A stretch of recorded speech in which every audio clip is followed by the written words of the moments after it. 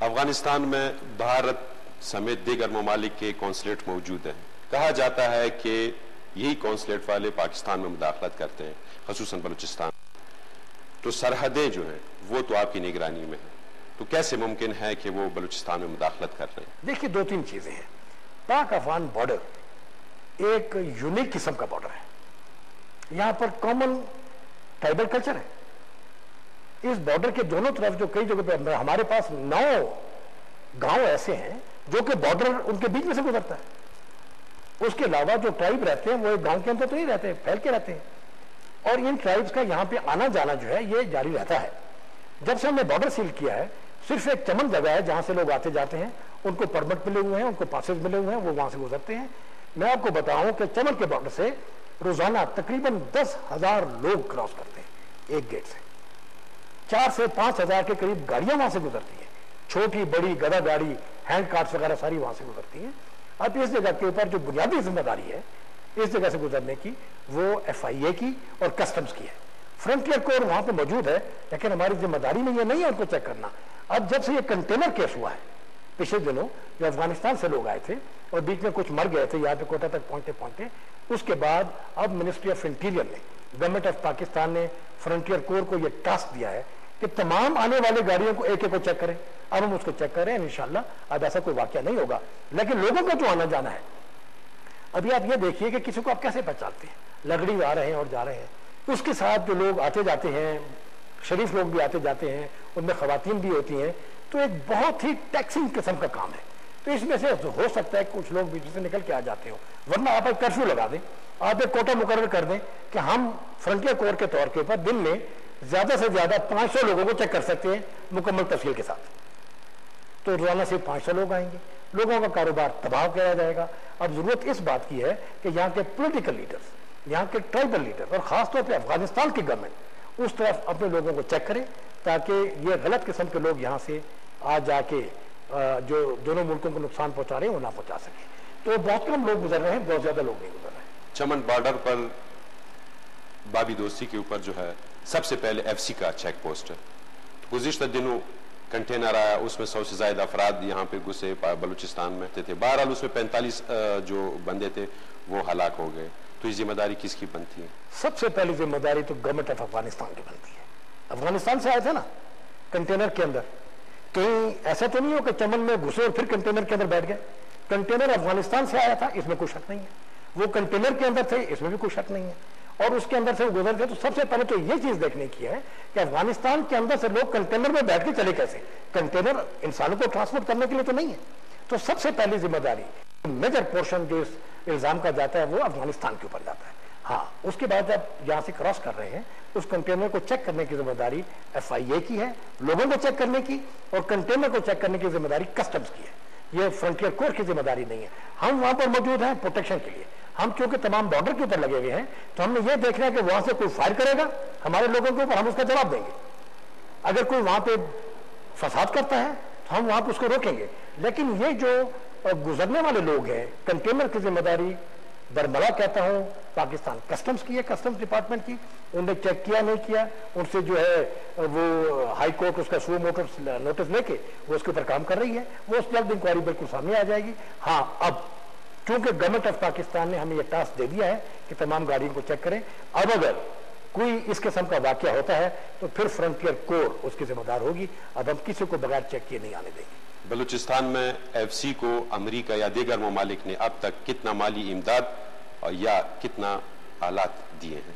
देखिए, frontier core Balochistan federal force है, हमारा अपना एक बजट है, हमें गवर्नमेंट ऑफ पाकिस्तान बजट देती है, और इसके अलावा बाहर की जो फोर्सेस है या बाहर की गवर्नमेंट्स हैं वो इस बॉर्डर को सेफ बनाने के लिए हमारी मदद करती रहती है। एंटी नारकोटिक्स, मनशियात के खिलाफ कार्रवाई करने के अंदर। और अब उन्होंने एक प्रोजेक्ट दिया है जिसके अंदर वो चाहते हैं कि हमें कोई टेक्नोलॉजी दे दें, कोई ट्रेनिंग दे दें, जिसके अंदर हम बॉर्डर का जो कंट्रोल है, नॉर्मल कंट्रोल या नारकोटिक्स के अलावा उसको भी संभाल सकें।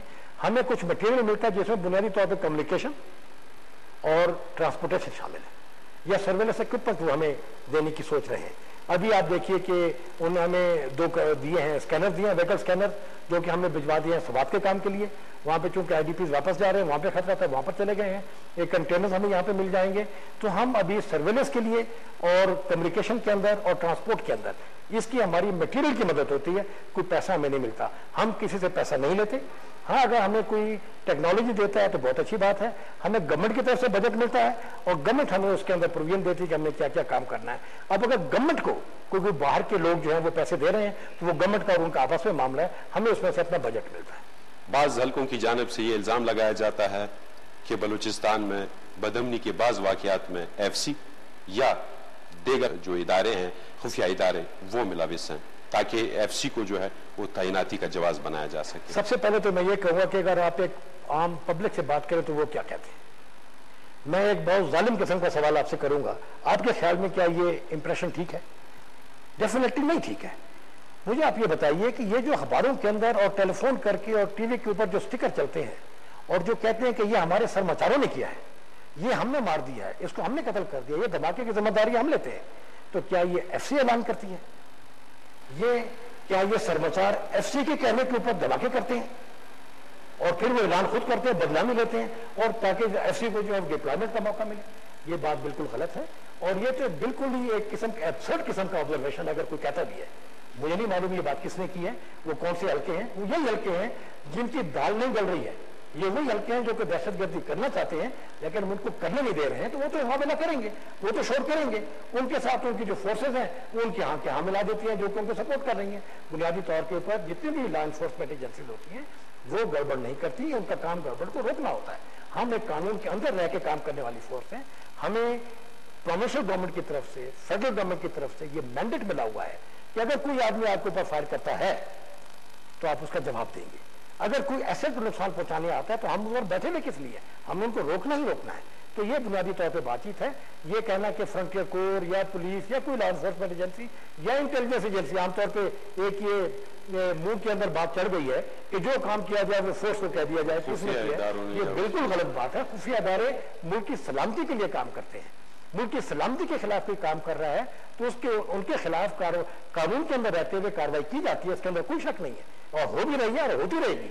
लेकिन ये कहना कि जी ये अदारे जो ये खुद गड़बड़ करते हैं ताकि एम्प्लॉय हो जाए, अरे भाई क्यों एम्प्लॉय हो जाए? अगर अमन सुकून हो तो बजट हमारे पास है, हम लोगों को छुट्टी भेजेंगे, हम उनकी ट्रेनिंग करेंगे, हमारे लोग भी शहीद हो रहे हैं, हम चाहते हैं कि अपने लोगों को शहीद कराएं और एम्प्लॉय होते रहे, इससे क्या फायदा है? तनख्वाह के अंदर तो कोई अलग से कोई किसी के लड़ने का अलाउंस तो नहीं मिलता है, उसी तनख्वाह के अंदर लोग काम करते हैं और अपनी जान को कुर्बान करते हैं, खानदानों से दूर बैठे हुए हैं, अपने बच्चों की तालीम की तरफ तवज्जो नहीं देते हैं, नहीं दे सकते क्योंकि यहाँ पे कौम की खिदमत कर रहे हैं।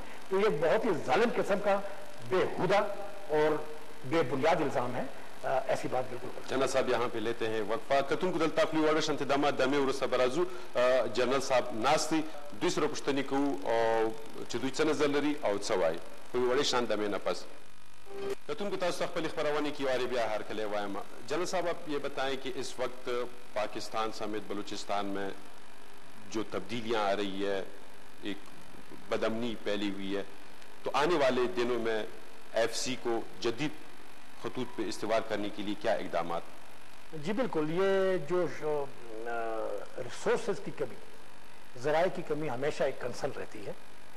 इस वक्त मैं आपको ये बता दूं कि फ्रंटियर को बलूचिस्तान अपनी पूरी लिमिट्स के ऊपर फैली हुई है, लेकिन खुदा ने हमें हिम्मत दी है कि जरूरत पड़ने के ऊपर, जहां पर जरूरत पड़ती है वहां पे हम अपना एक कॉन्टीजेंट तैयार कर लेते हैं और दहशतगर्दों की कार्रवाई का एक मौसर किस्म का, या तो उसका हम पहले से ही उसकी रुकावट डाल देते हैं या उसका मुदावा कर लेते हैं। हम किसी के पीछे ऑपरेशन नहीं कर रहे, लेकिन जहां पर दहशतगर्दी होगी वहां पर हम इफेक्टिव रिस्पॉन्स देते हैं और देते रहेंगे। इस काम के लिए हमें डेफिनेटली रिसोर्सेज की जरूरत है।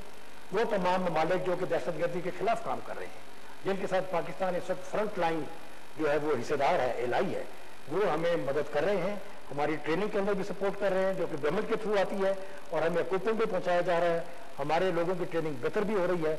और जितना, मैं आपको एक चीज बता दूं, अगरचे ये कोई तरीकाकार अच्छा नहीं है, लेकिन जितना ये दहशतगर्द कार्रवाई करते हैं हमारे जवानों की ट्रेनिंग और एतमाद उसके अंदर बढ़ रहा है, तो उसके अंदर डेफिनेट जरूरत है और बहुत काम हो रहा है इसके ऊपर। इंशाल्लाह आइंदा जो भी खतरात होंगे, अभी तक भी उनका मुकाबला किया उन खतरात का, आइंदा जब भी खतरात आएंगे उनका मुकाबला करने के लिए इंशाल्लाह फ्रंटियर को बलूचिस्तान हमेशा